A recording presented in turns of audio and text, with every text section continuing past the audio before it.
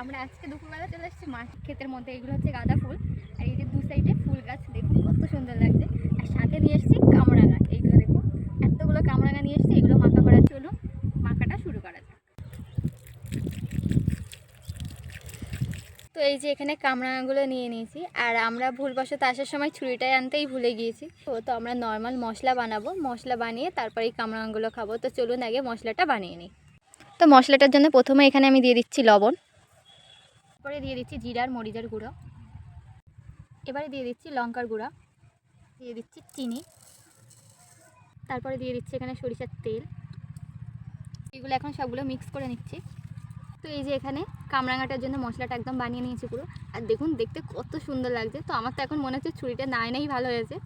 আর এই মশলাটা পুরো একদম স্পাইসি, দেখেই তো একদম খেতে ইচ্ছে করছে। তো চলুন কামরাঙাটা আগে খাওয়া যাক। তো এই যে এখানে একটা আমি কামরাঙা নিয়ে নিয়েছি।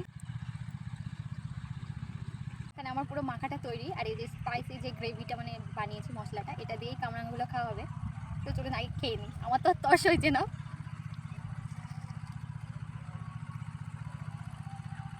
স্পাইসি স্পাইসি একটা ব্যাপার আছে, কামরাঙাটা একটু মিষ্টি মিষ্টি, বেশ দারুণ লাগছে খেতে। তো আজকের ভিডিওটা এই পর্যন্ত, টাটা।